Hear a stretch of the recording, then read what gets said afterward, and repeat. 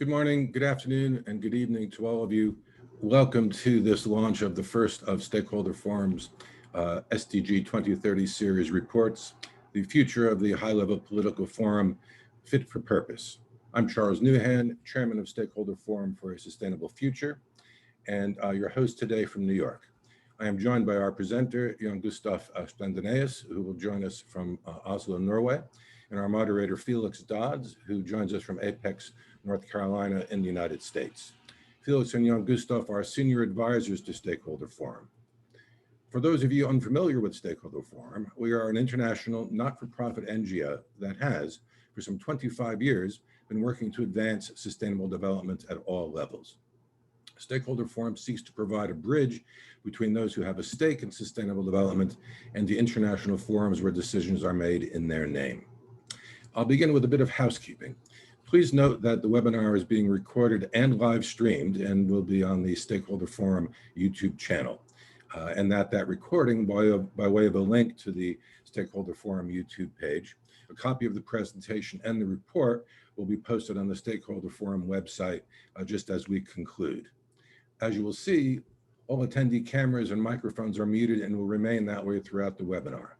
Jan Gustaf and Felix will, however, take questions after a brief summary of the report, and also all questions should be submitted in the Q&A window, not the chat window.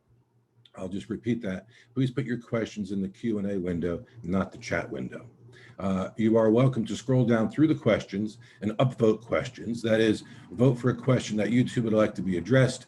That will help us to select questions that speakers can answer in the time that we have. Apologies in advance for not being able to answer all of the questions due to time constraints. I'll begin by introducing our presenters today. Jan Gustaf Splandeneus began working with the United Nations on environment and governance in the 1970s. He has been lecturing about the UN for 20 years, worked for NGOs at the United Nations in New York during the Commission on Sustainable Development years, and has carried out multiple assignments for UNEP.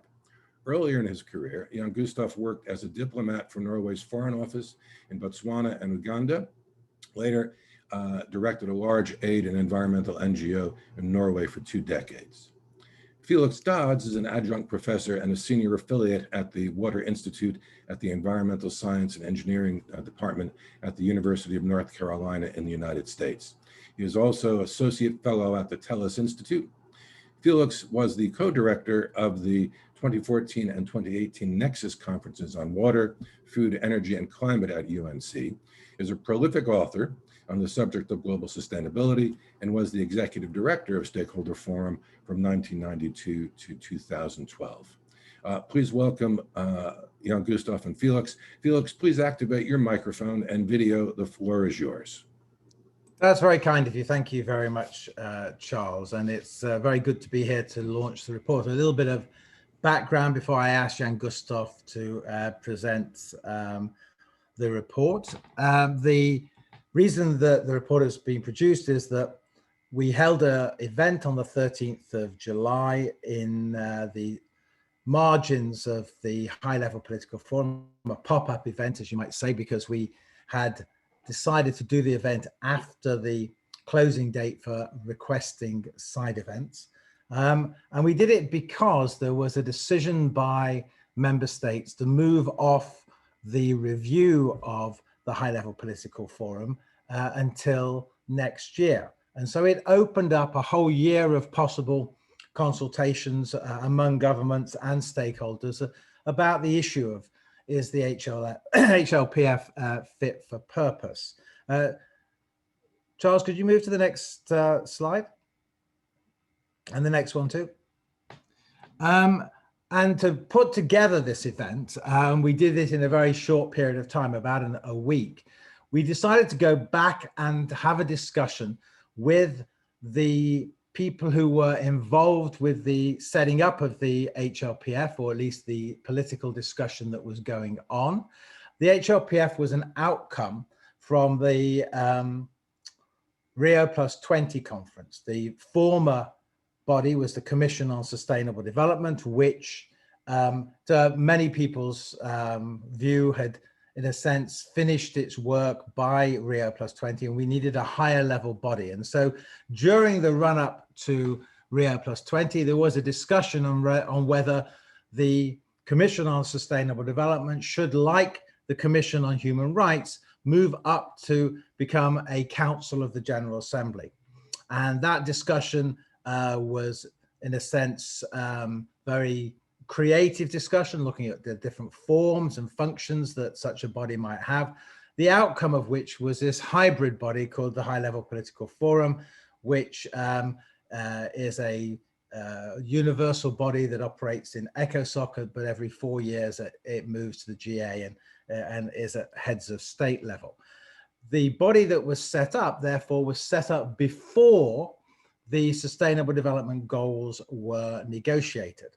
And so the insights of the member states at the time felt that, as they knew the replacements for the Millennium Development Goals would be negotiated in the coming years, and that the body that might be looking at it would be the High Level Political Forum, they wrote into the terms of reference of the High Level Political Forum the need to have a review of that, and that review should have happened this October. With this extra time, we have now a real opportunity to look at whether we're happy with what we've got, whether we want to tweak it, or whether we want more revolutionary reviews. To help us with that discussion, we involved a number of people. Mohamed Khaled was the Egyptian negotiator during Rio+20, but he was also the lead negotiator for G77 and China in the section of Rio+20 for institutional framework for sustainable development. So we asked him to come back and to really tell us what the story behind the creation of the High Level Political Forum was, what were the different viewpoints.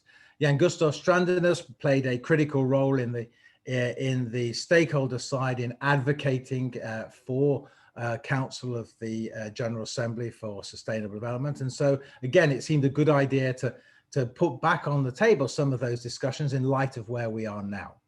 As respondents, we had the mother of the Sustainable Development Goals, Paulo Cabello, who in 2011 had suggested the creation of the Sustainable Development Goals, and then she in Colombia and Guatemala and Peru and the United Arab Emirates played a critical role in building the support through Rio+20, and then through the negotiations of the Open Working Group, and then ultimately to the creation of the 2030 agenda. So we felt it was very good to get her input to that.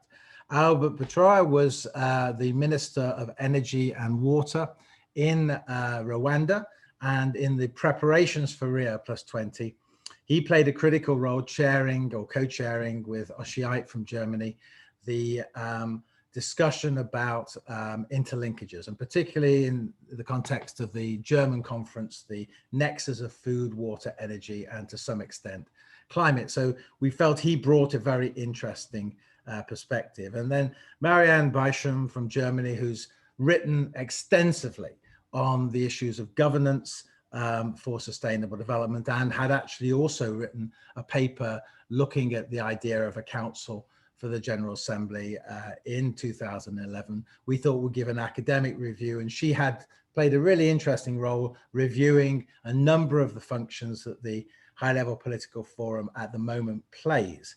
And so we thought that the bringing together of all those, and there is a video which you can watch on the YouTube of Stakeholder Forum to get a real insight on what happened in those years and what the recommendations were from those particular people, we felt would be good to bring into a report. And so what you'll find in the report is the presentations of the individual presenters. We could try to capture at the beginning some of the, in a sense, questions that people have started to ask about the High Level Political Forum, but we see this as an ongoing discussion, which we at Stakeholder Forum would like to help make as creative and constructive as we can. So I'm now going to hand over to Jan-Gustav to make a presentation on some of the questions that he raised during his presentation. Jan-Gustav, the floor is yours. Thank you very much, Felix, and thank you also, Charles, for your kind introduction. As Charles said, I'm speaking to you from outside of Oslo, the capital of Norway. In front of you, you have the overview of the content, basically, of the report, which is the first of a series of reports that we will publish, as Charles said and as Felix said, in the run-up to the 2030 agenda discussions. We hope to bring into the issue. Can you go back, Charles, to the last? I just want to make a comment on the overview. Thank you. So we'll give you an overview of issues that relates to governance within the HLPF, sustainable development, but mostly within the context of the 2030 agenda, which is growing. And as Felix said, the totality of these 5 interventions are presented almost ad verbatim in the report. You will see what we all wrote and said in the report, and they're also there with slides for those of us who used the slides. Next slide, please. We wanted to address a number of questions that were not often asked, or maybe even avoided because they were controversial in many contexts. And you might say that the report tries to at least begin a discussion on the elephants in the room that nobody wants to recognize. So we had formulated around 20 questions for the keynoters and for the respondents, and these are the key questions that were addressed in the report, and it's the beginning of a discussion that we hope will continue. I'll just go through them bullet by bullet, not read everything at the bottom, but most of them. So the first question was, how can HLPF thematic review better analyze the interlinkages, synergies, and trade-offs among the SDGs? This is an incredibly important question, because if we don't look at the totality of the 17 SDGs, then we think it's going to be very difficult to get a so-called transformative change. And the question is necessary because so far we have clustered the SDGs. And this has been a discussion coming up time and again. The second question would be, should HLPF review all SDGs and to see which are the transformative powers of them, and how do we integrate the Global Sustainable Development Report? This is another very important question, because some participants over the HLPF days or years have felt that the science issues, the underlying thematic analysis of the state of the world is not really being treated well. Would a good substantive focus for HLPF in 2021, 22, and 23 be a discussion that needs to be taken? As Felix said, we're given a bit of a grace period because the review has been moved to next year, so maybe this can start our thinking. And then, of course, one of the most interesting outcomes of the HLPF process, thanks to the diligent and excellent work of the Secretariat dealing with HLPF at the UN, what can be improved in the VNR processes? The VNRs are interesting because they have brought to light and pushed governments that maybe have at the outset been unwilling to deal with SDGs and sustainable development. They've pushed these governments into acting on them. And those of us who are interested in reading reports from the UN can now say that nearly 50% of the UN member states have bodies that deals with the SDGs and 2030 agenda on a regular basis. So this is something that was discussed, not the least by the respondents. What can be achieved within the existing mandates? Another very interesting question, because we have a tendency to think that the number of mandates, well, there are only a couple of them. Well, if you look at the mandates and the number of them and start counting not only the mandates in resolution 67 to 90, but also the extra reports where outcome says that this is something that HLPF should deal with, well, then you see that the number of mandates far exceed 2 or 3. There are actually more than 20 mandates. And this is also something that was discussed in this report. The right column says, are countries ready and equipped to make their VNRs more evidence-based? We wanted to ask how far we could go with the VNRs and make them more comparable. How can the follow-ups be instrumentalized from the VNR discussions? How can HLPF declarations be made more evidence-based? Should they be more concise and political? And how can policy guidance recommendations from the HLPF be transformative and actually answer to the challenge, leave no one behind? Well, these questions also address crucial areas of the discussions around HLPF and how it is working. So at the bottom, is there a need to introduce changes to the structure of duration of the session at HLPF? Well, as we see now, this is being discussed time and again by a number of countries. Could I have the next slide, please?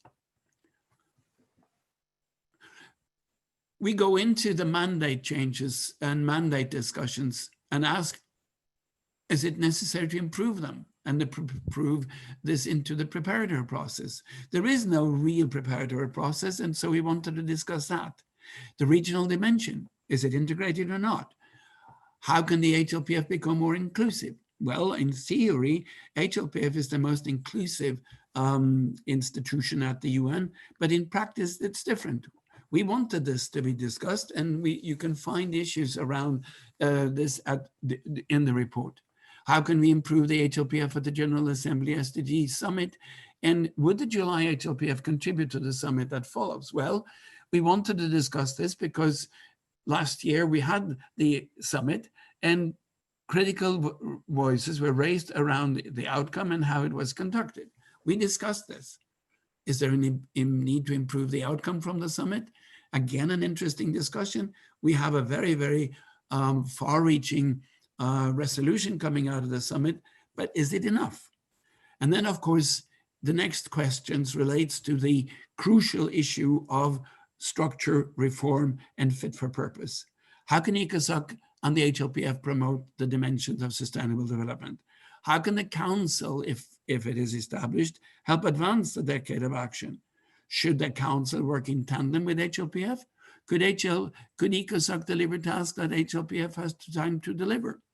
These are crucial questions that both relate to the possible upgrading of HLPF to a higher, a better institution, a stronger institution. And we ask the question, would it be possible to have a council? Or maybe we should take advantage of the reform discussions, which is now taking place around the Security Council, where a number of countries want to open the charter. And if that happens, maybe we could really go in to see the relationship between ECOSOC as a Council for Sustainable Development, or how to integrate HLPF. Now, the final question here, is there a need to further clarify the respective roles of the General Assembly, ECOSOC, and the HLPF, and how can this be done? Well, all these questions were integrated in the keynoters and in the respondents, and you will find a most interesting and challenging report out there ready for you. So it's the first of many reports. Thank you very much, and I give the floor back to Felix. That's very kind, Jan Gustav. That was a really good summary of the key points. So if we could move to the next slide. Charles, this is ultimately the final slide. But what I would also just say is that whenever we're talking about reform, you have to look at it in the context of the political world we live in. We were very fortunate in 2015. There was a huge amount of preparation for Paris and for the SDGs. If you think about it, it goes back to the original speech in 2008 by President Lula of Brazil calling for a summit in 2012. So being able to build a strong narrative for change does take time, and it takes effort for everybody to do that. And you can't make those changes when the politics in the world is very difficult to build trust and to have face-to-face discussions. So having this extra year of opportunity for consultation, for discussion, we hope that whatever comes out of the review next year will strengthen the high-level political forum.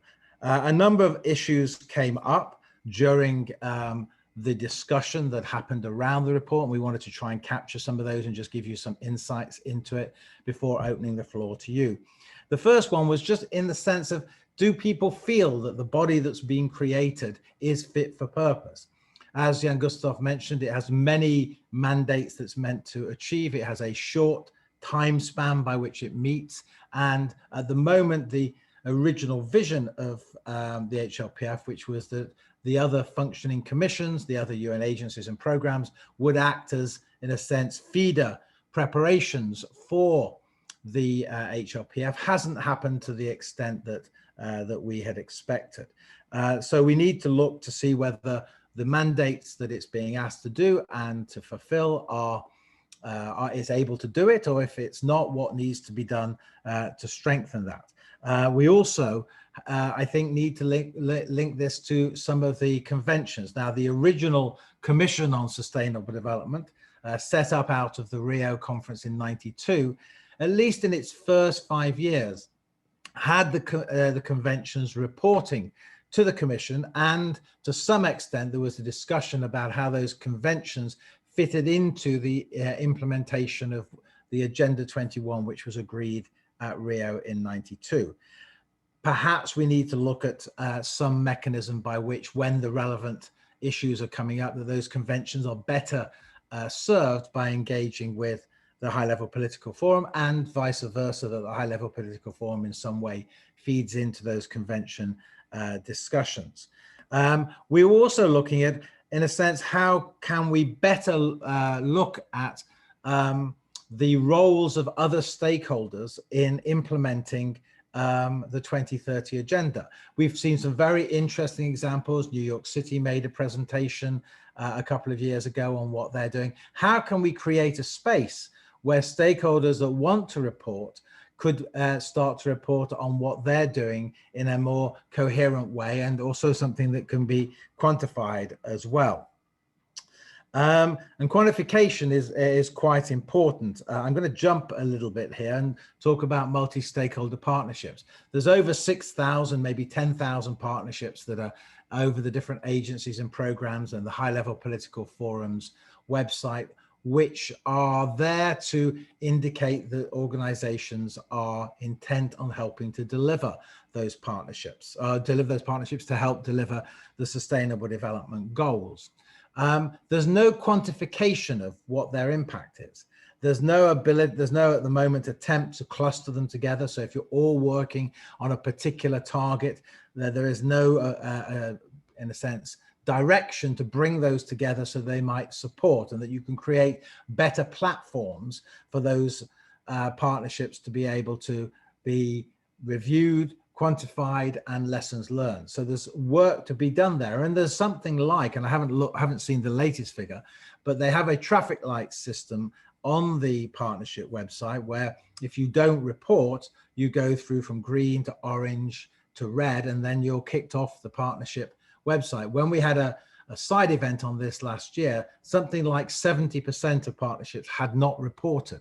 And so there's a huge amount of work that needs to be done there if they're going to play an important role in delivering the Sustainable Development Goals.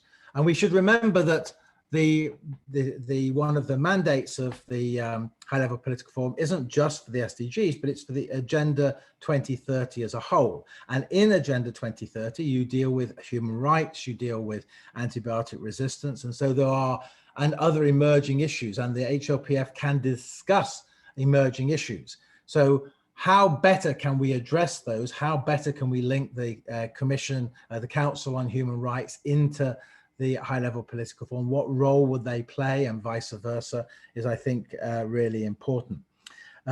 Again, the financial institutions. So into 2015, it wasn't just Paris, it wasn't just the 2030 agenda that was agreed, it was the Addis Ababa Action Agenda for Financing for Development.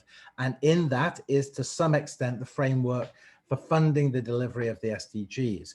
And so a better relationship between the FFD process and the high-level political forum, I think, would make, well, people thought would make a really important advancement. And there have been some developments on the finance side. So you now have a General Assembly resolution on investment for sustainable development. The UN Division on Financing for Development produced an excellent report, the Interagency committee report on financing for sustainable development, which is a very open process to engage. There's been a development of national sustainable development banks starting to frame around delivering on the SDGs. There's been work for green bond principles, PPP principles, principles for sustainable investment, etc. And so I think there's a lot of work there on how we interlink that with the 2030 agenda and the review of the high-level political forum. And perhaps the kind of final comment, because it's a combination of the final 2 points here. You know, what's the role of the resident coordinators in delivering the SDGs? There's a discussion, there's a 2020 QCPR report. The QCPR is the Quadrennial Comprehensive Review, and it's where member states give policy advice to the UN on the UN development agencies and programs and resident coordinators on their delivery and hold them accountable.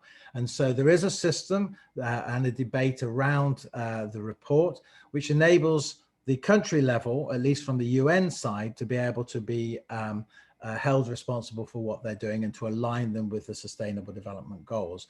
In addition to that, Stakeholder Forum has, with a number of other bodies, the German Council, the Finnish Council, and the support of UNDESA, set up a global forum on sustainable development councils or their equivalent to try and bring together some learning process.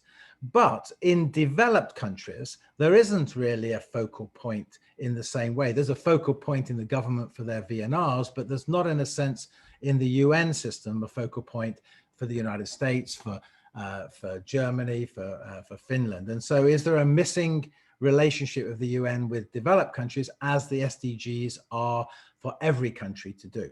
So those were a collection of some of the conversations that we had, which we hope make the report even more rich in the context of its availability for you to start your own discussions. And we would suggest, where you can, to use the report as a mechanism to have a conversation within your organization and between organizations.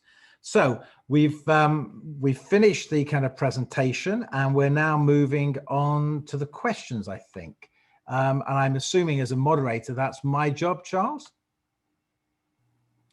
Felix, yes. I also emailed you a little while ago some questions that came in on our webinar's email account.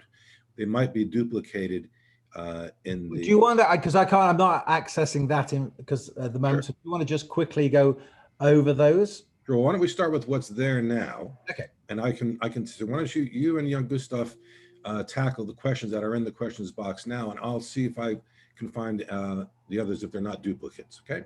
Okay. So Jan Gustav, I think the question one is, do you want to have a go at this on human rights abuses being identified and addressed by the, I guess, by the HLPF, and how are environmental impacts measured? I think take that more generally in the sense of how human rights is dealt with by the HLPF. Well, it's one of the perennial discussions coming back, because a number of non-state stakeholders feel that there is no real time to discuss the human rights elements, and so this was perhaps been one of the critical elements of what's lacking at HLPF. And of course, this comes back to the problem of space, of time. I mean, we have only like a week and a half for the entire situation. When it comes to, but this is an important issue to be dealt with, and side events have over these years discussed this. The other issue, how our environmental impact measured. Well, some countries have actually in their VNRs addressed this issue, but I feel when you talk about environmental impact assessment, this is probably more an issue that relates to UNEP and the UN Environment Programme, and this is always being well discussed at the UNEAs, and the next UNEA 5 comes up, as we know, in February next year. So maybe that's somewhere we should discuss this.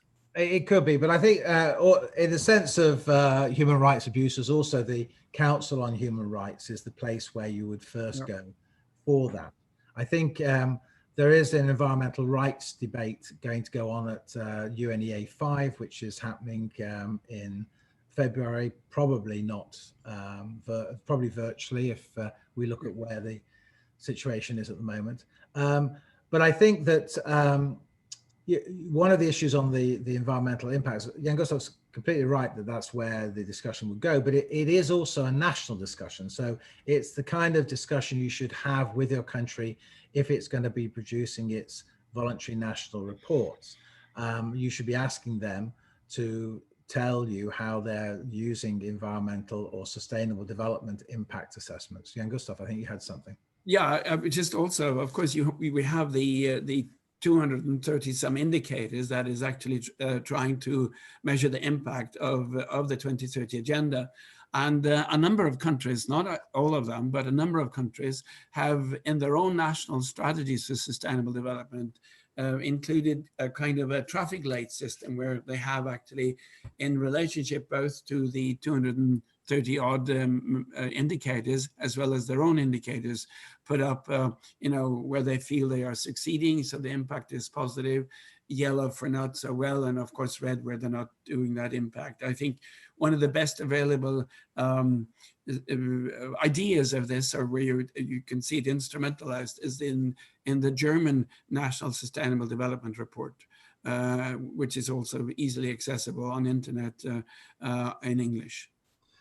Yeah, I mean, let me have a quick go at Raymond's comment on PPPs, and he'll know this, that what we do have is the principles for PPPs for SDGs, which was developed in the UN Economic Commission for Europe. So that's available on the website. You can see they're trialing it with a number of PPPs to see whether or not they're adhering to a set of principles for SDGs. And in May last year, all the regional commissions signed an agreement to develop their own set of principles for PPPs at the regional level, which makes it very more accessible for local or community or national NGOs, stakeholders to engage in that discussion. So do follow up with your individual regional UN regional commission on what they're doing to follow up that commitment. And if you need a link to the statement or that was made, we're happy to provide that. I haven't followed the World Bank work. I realize that you're right. That's where the indicator work is doing.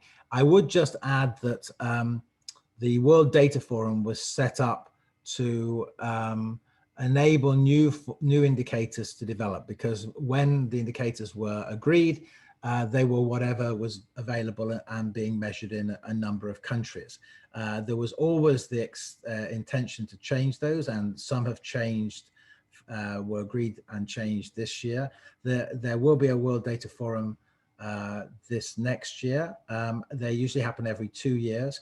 The next review of indicators will happen in 2024, which means that their preparatory work will happen prior to the midterm review of the SDGs. And so if you have work on indicators, the World Data Forum, the Statistical Commission is a very good place to be starting to have those conversations. Jan Gustav. Yeah, just one comment also, because there is a tendency among governments, stakeholders alike, to say that partnerships relates only to SDG 17. This is where you have the most extensive discussions around partnerships. But if you read the entire document that Felix referred to and that I have referred to, the 2030 Agenda for Transformation of Society into a Sustainable Future, it explicitly states, I think it is paragraph 42 or 48, but read the paragraphs, that every SDG has a partnership element and they should be based on partnerships. So let's not forget that. Every SDG, every of the 17 goals, including the 169 targets, has a partnership element to it. Yeah, I mean, it would help a lot, I think, if we ended up with, in a sense, clusters of partnerships to help those that are weaker to be able to work with those that are stronger. I mean, that's, I think, a challenge that we've been discussing around the high-level political forum for a number of years, but has yet to happen. You have got very good partnerships like Gavi, or you've got ones like REAP for energy. Can those coalitions be looked at as a mechanism for creating ones on water or on hunger? I think there is actually one on hunger. But Jan Gustav, the next one is, what best partnerships can be identified to inspire the design of the HLPF mechanism to review the implementation of sustainable? So what are there any good best practices out there that you could look to? Well, yeah, there are actually, but it's an interesting question because the context is very challenging.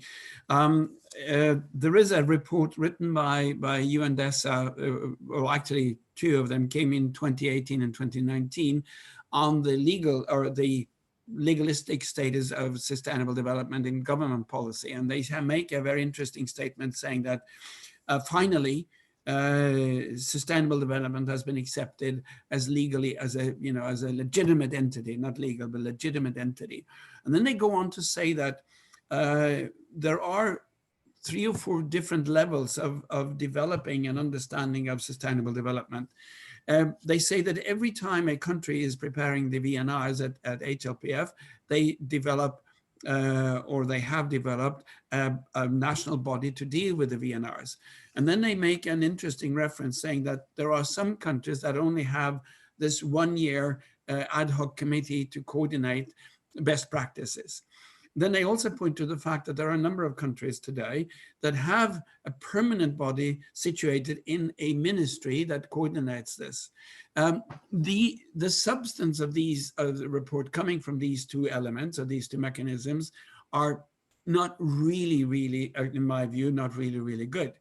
You can see the difference in quality when you go to the countries that have a national strategy for sustainable development, which is substantially much better reporting. And then the best one, as they refer to, are the countries with a national strategy for sustainable development and a national high-level coordinating body with a multi-stakeholder mechanism. And these countries, and they number about 40% of all the UN member states, have the best practices you can go to. If I'm going to do a report on the top of my head, and of course I'm prejudiced because I'm reading the ones I like, but I think Germany has a very good report. You can find good practices there. Finland, Estonia, Colombia, Malaysia, and South Africa, and also Namibia. They have very, very good reports. And from my reading, they reflect also a number of good practices. And of course, you have a number of non-state stakeholders producing very good reports also, which are published in the conjunction with HLPF. So Farguni's got about 4 questions. So he browsed down them, Jan Gustav, as I make an initial comment. So the issue on ESG, which is environment, social and governance issues of companies, it was raised, it's in the Rio +20 document, it's in the Agenda 2030 document, it's in the Addis Ababa agreement. That discussion has, to some extent, now moved to the General Assembly, Committee 2, and the agreement for an annual discussion on investments for sustainable development. And there was a push since before Rio to make it a listing requirement for companies on stock exchanges to have to produce their ESG reports. Brazil did it in 2011 in preparation for Rio +20. Malaysia's done it. I think the Shanghai Stock Exchange has done it. South Africa were one of the first ones to do it. The EU, I think, has a directive which will ultimately mean that the stock exchanges within the European Union will have to do it, which is probably why the UK left. The UK, though, has been playing some constructive role in that discussion. It is, I don't know whether it would reduce the interest rates, but what it would do is it would allow investors to know whether that company was a good company for environmental, social and governance issues. And what's been happening is that Bloomberg has been rating those companies' reports, and that has had an impact. And if you go to the court, going back to the human rights issue, if you go to the website Corporate Benchmarking and Human Rights, you will find a number of companies that have been benchmarked against the UN Ruggie Principles on Human Rights. So Starbucks got 8%. So none of us should be at the moment going to Starbucks as far as getting our coffee is concerned, because they have a very bad human rights record, or they're not reporting on what they should be reporting on. But then you have something like Coca-Cola, which is 60%, I think Marks and Spencer's, which is something like 68%. And then the two big extractive industries that do well are Rio Tinto and BHP Billiton, who on human rights get over 70%. So you can have a look at those companies, and you can, the hope is that investors will ask companies that are doing badly why they're doing that, and it will affect their share price. And there's in addition to the corporate benchmark on human rights, there's the World Benchmarking Alliance, which includes the Carbon Disclosure Project now in partnership, which is looking at a number of other areas. So that will be a place I would suggest is worth going. Jan-Gustav, do you have any additions? No, I don't. I completely agree with what you're saying. I was just looking at the questions that comes in. So so no, I think your references to these reports you mentioned are very, very well worth reading, and also the due diligence discussions, which relates now more and more to the SDGs or the 2030 agenda. I see the next that are from Spini has two questions. What's the timeline for the review? I think that's next summer. And concerning national focal points, is there focal points for Agenda 2030 in those countries which host the UN agencies? Well, as you said, Felix, in your introduction, every so-called developing countries, I mean, you have Latin America, Asia, and Africa, have a resident coordinator, and they may be also called a focal point. And it is very much up to each government to point a national focal point for the SDGs in the rest of the world. Some have and others don't. There is a discussion in different countries how to develop a national sustainable development strategies. And we see that some countries have appointed a focal point office around the prime minister presidents. Germany and Finland and Estonia are examples of that. And then there are many other countries that have that at a different ministry. So there is no real sort of system in place for the world there. What there is, though, is if you go to the VIennas, you will find a list of you have to go to each one, but you'll find the name of what government official is the focal point in the country.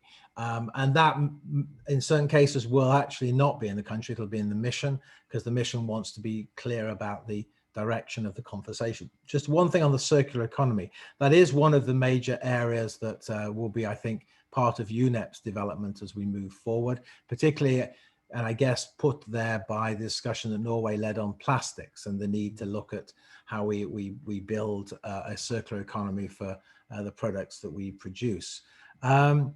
So the next one is financing for natural ecosystems. Felix, can I jump in for just one moment before you answer that question, just to remind our viewers that I see a couple of raised hands in the chat box. We're not going to be activating participants' microphones, so I would ask if you do have a question, please put it in the Q&A box. Thank you. Back to you, Felix. Yeah. Did you want to have a go at the natural ecosystem health issue, or do you want me to have a first go? Well, I can just quickly say that not to avoid the question itself, but the UNEA 5, which is coming up, as we both referred to, UN Environment Assembly in February next year, has nature-based solutions to achieve the SDGs as their main focus. And some of these questions will be answered and are being answered by excellent background papers that are leading up to this conference. So I would advise a lot of people interested in this issue also to look at the UNEP website in this. It's a big question, and well, go ahead and comment, Felix.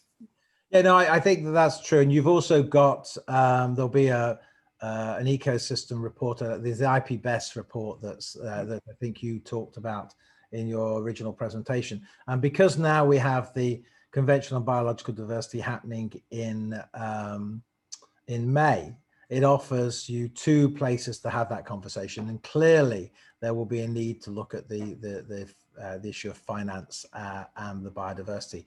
In addition to that, and this is something I raised back in 2017 and now is at least being discussed, is the issue of what do you do with the biodiversity targets that finish in 2020. And that discussion is now happening. There'll be a GA discussion on it after the CBD. And where Jan Gustaf is right, the discussion on the high-level political forum will probably start informally in the early summer next year. It'll be the second committee that will deal with the final decision on that. We have a question from an old friend of ours, Georgios from Fogs. And if you are in the chat box, I move over to the question and answer. And he's put a very good link to a report that they have out on a human security council or a global resilience council, which is another version, I think, of the suggestion of a Sustainable Development Council in the General Assembly. It takes it in a different way, but I think it's definitely a really good report, well worth reading. The issue for me is what is possible in the politics that we live in at the moment, and so I don't see personally the charter being reopened. I wouldn't want to reopen it with the present president of the United States and some of the other presidents of some of the other countries or prime ministers of the other countries. You only open it when you feel you can make an advancement. And we had an opportunity in the period, I'd say 2012 to 15, which wasn't taken. We have to wait for that political position to reopen and there to be an opportunity, I think, for advancements. But during that period, you start to put out the ideas that need to be part of that. And so it's a great opportunity to. Anything from you? No, I was. So do you want to have a go at Patrick's or Paul's comment next?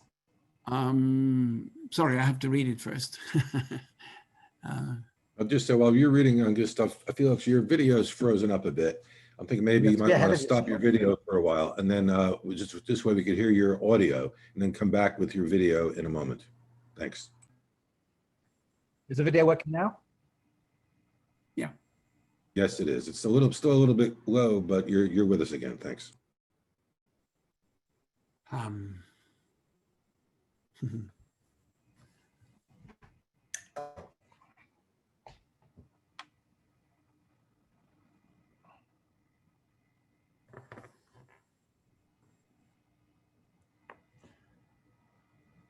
While you're thinking about it, I'll just make a couple of points. One is, Paul, I wouldn't use the term civil society as you exclude indigenous peoples, foundations, academics like yourself aren't included in that. So you wouldn't be invited into the tent. So that would be a bit sad considering how good you are. The reason we use stakeholders is so we can identify the key people by doing a mapping exercise. By conglomerating people into a civil society discourse, you actually reduce space generally, and you also reduce space for key groups like women and youth. So we need to be very careful in the use of our terminologies. But I would say that, wouldn't I? And thank you for the endorsement of my book on stakeholder democracy. And Gustav? Well, it's the kind of a question that actually invites a lecture on participation at UN systems, and I really don't know how to go into answering that. The problem with HLPF is when it comes to stakeholder participation, is that on paper, if you look at the mandating resolution 67 to 90, it is, as I've said many times, the most radical one in giving non-state stakeholder participatory rights. It is very explicit, and it actually includes all non-state stakeholders at every level of the process. Well, in practice, this has not been so, and there are a number of issues that needs to be addressed there. But I don't think that splitting the HLPF into subcommittees will actually answer the problem of non-state stakeholder participation and contribution there. We can move on. There's a lot more questions, and that's I think a long. Maybe we'll get Paul to present his ideas on that. Yeah. On Lucila, who's saying that we should potentially have it within other forum. I mean, the original Mexican suggestion was that the other forums, the Commission on Status of Women, would have, in a sense, a section of its work which will be focused at feeding into that HLPF. The Commission on Social Development would do that. It's a shame that that hasn't happened. And on the partnerships, we have, Jan Gustav and I have been arguing this since 2014. There's a number of papers on the UN website, which we did for the UN, which argued for clustering of partnerships. And I think it's a real shame that that hasn't happened. The other suggestion we made was to choose big successful partnerships and have those as champions so that others might look at their structure and their way of operating.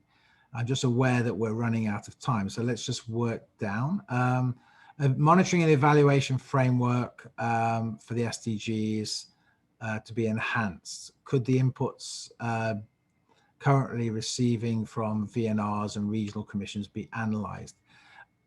The answer is that unless member states decide to do that, no, but you could move, and I think Jan Gustav said this in his original presentation, you could move to a situation where VNRs were much more discussed at the regional level. And so that you really opened up a regional commission discussion, because then you're dealing with like for like. Most of the region have the same level of development. So it allows a much more engaged conversation. And out of that and peer group review, you could end up with a better situation. Do you have anything to add, Jan Gustav? Well, I think one of the major problems, which has been addressed by many countries and also by the Secretariat itself, is the time frame. I mean, if you compare the HLPF time availability with CSD, it's just only 1/3 of what we spent during the CSD, if you include the preparatory process leading into the CSD. So that's one thing. If you have more time, you could do more of this. And of course, the Secretariat has come up with a number of brilliant ideas to address that issue. And one is the VNR labs that are actually functioning quite well. But and also there are some very good analysis made by UNDESA itself, and there are available on the website and worth reading as well. But time is probably going to be the biggest challenge in this in answering that question. We have a question down the bottom, and I'm just going to say that so that Charles makes sure that he collects it from the question and answer. This is from the Deputy Director of Environment of Senegal in the context of language issues. We run for UNEP a separate set of workshops on capacity building for engagement in UN meetings. We will be doing one. This is an 8-hour program. We do it 4 hours on one day and 4 hours another day, but we'll be doing that on Thursday and Friday for Europe, and then in October we'll be doing it for Latin America in Spanish. We haven't at the moment got a funding for doing them or this in French, but it is an issue that we will take up, because we can talk to a number of governments that might consider some funding for running this, and we will definitely, we'll come back to you individually on that. So I just wanted to say that there are shadow reports produced by stakeholders, and Civicus plays a critical role, I think, in an action for SD in helping to produce those. It's well worth going to their websites and seeing what they're doing, bringing grassroots people to the UN meetings. One of the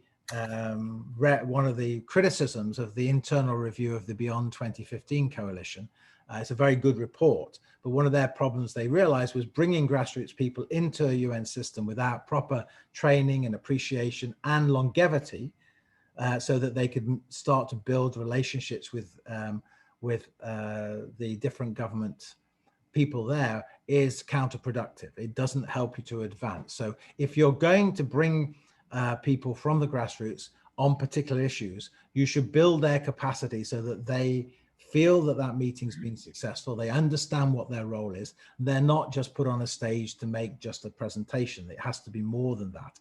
And we've all been very bad at thinking that through. So I think there's a bit of work to be done there. I don't know if you had any comments on that, Gustav. I agree with you, Felix. And I mean, this is what we're doing with UNEP now when we're running these training sessions on internet, which is available for almost anyone who's interested in spending time with us. So this is one way of addressing that and develop the capacity building and understanding the UN system. I just want to have another go at that, because how to take the SDGs to grassroots level, and it's always referred to in saying that it's such a peculiar way of discussing issues that it's difficult for people to understand. Well, when I go to people, and I do a lot of talk in Norway and in Scandinavia to grassroots level organizations, I do not start by addressing the SDGs as such. I ask them, what are the major issues that you are dealing with in terms of environment? And then you take these environmental issues or the socio-environmental issues and say, well, this belongs to under the category of SDG X, Y, and Z. And you make it relevant from day one, instead of saying, we have the 2030 agenda, you need to understand it. I think people do understand it, but it's just a matter of approaching this. Just to add to that, there are three different, at least 3 or 4 different places where you should go to follow up this webinar. I've put in the chat box the link to the foundations that are funding the SDGs, and you will be able to see which foundations are funding which SDGs in which country or which region. And my suggestion is that will give you an indication. I saw a comment about West Africa. Well, if we get funding for additional work in the context of the capacity building, we'll be doing a workshop for Africa. We did, I might add, the first workshop ever held for Johannesburg in 2002 was held in '99 in Togo for West Africa. So where we've had an ability to gain funds to help build capacity, we've tried to do that. The second place to go, if you're interested in what companies can do, is the Global Compact. On the Global Compact, there is now and you can do it as an individual or organization. You can go through, and they have reorientated the targets for company use so that companies can start to report on the SDGs. So you can go in as an individual or as an organization and go through their methodological framework and see how you would act. And I guess, you know, the Global Forum for Sustainable Development Councils, which is on the SDG, is on the Stakeholder Forum website, will give you an engagement with those that exist. And the fourth is there's a platform which UNDP run on localization of SDGs. And so that's what can local councils or regional councils or regional governments do to integrate SDGs into theirs. And there's actually also a very good, if you go to the Friends of Governance for Sustainable Development, there's a very good report or presentation by the Basque regional government on how they've integrated financing in their area as a major way of moving the SDG agenda forward. So I think we've answered most of the questions there. Charles, did you have any others before we disappear? No, I was just going to say we are at 10, well, New York time. We've gone a little bit longer than we anticipated. I'll leave it up. That's fine. I'll leave it up to you and Jan Gustav if you want to go further. We still have quite a few participants, but if we've answered all of the questions, we should at least consider beginning to wrap up. Okay. I think one final thing, I saw a question relating to the financial crisis. It's clear that many of the governments, the EU and others, are looking at a Green New Deal as the basis for building back better. And if that happens, I think at least the movement of the towards in a sense addressing climate change in other areas will be successful. When we started the discussion for the SDGs, it was post the previous financial crisis. And there's a very good report by HSBC that looks at how green were the recovery packages from the 2008 financial crisis. And the country that did best was South Korea, which was, I think, 78% of their recovery package was looked at reorientating industry to a green perspective. China was second with 37%. The EU got 50%, but it's not a country, no, just over 50%. Most of the key countries, Germany, France, the US, were about 20%. And my country, the UK, was about 8% because we decided giving a reduction on VAT was more important than building a green economy at the time. So there is an opportunity with the recovery packages. The world is changing. There are so many disruptive industries that are starting to impact, whether it's AI, VR and AR, whether it's 3D printing, whether it's biotech, whether it's new energy sources. Many of these are positive as far as their environmental footprint is concerned, but they have a more negative impact on social and economic issues for people personally. So it's going to be a very challenging 10 years. Jan Gustav. Well, just a quick comment on what you said about the finance, and we read time and again from different reports that we need to engage the private sector in this, and we also hear that the private sector is often reluctant to engage in this because it is a different way of thinking. Well, McKinsey, the large global company, wrote and issued a report back in 2015. Which is fascinating reading because they list all the incredible opportunities that is presenting itself to private sector if they want to go so-called go green. It's convincing, it's well argued, and it should be something that we all should take to heart when it talks about how to re-energize the world in terms of a green capacity. And then finally, we've seen some of the estimates that says that we need between 5 and 7 trillion US dollars annually to implement the SDGs or the 2030 agenda. And of course, that's a staggering amount of money. But if you put it in the perspective of the global GDP, it's only 5-6%, which leaves us with about 95% for other things to do. So this is doable. We have the money, we have the knowledge, we have the resources to do so. Just a comment. I suggest people have a look at the chat box and to thank Ingo for putting up the links to the Action for SDG resources toolkits and the GCAP stuff. So you've got another place to go and engage in follow-up. Those information bases are really good and definitely worth looking at. I think we're finished. If that's it. Do you have any final thoughts, Jan Gustav? No, I've shared my thoughts for today. And I think that before I hand back to Charles to kind of just do a final wrap up, I'd just like to thank everybody who attended. Those were really good questions. And I think, we hope that they've given you some thoughts to discuss with your own colleagues. We would hope that you would use the material that we produce for your own internal discussions. And as Stakeholder Forum opens up a discussion on the HLPF fit for purpose, we hope you will engage in that conversation and become an active participant. So I'll hand back finally to Charles, who will close the session.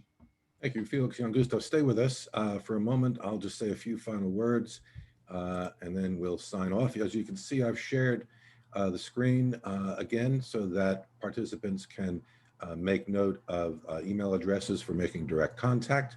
I'd like to thank all of you who've joined us today, and especially to Jan Gustav and Felix. As mentioned earlier, this webinar has been recorded and those recordings will be on the Stakeholder Forum YouTube page. You'll be able to access that link on our website. That page is now active. However, the link to the webinar isn't active yet, and it will not be until we close it and add that link. So I'll say as a last word, thank you, everyone. Best wishes to all of you, and goodbye.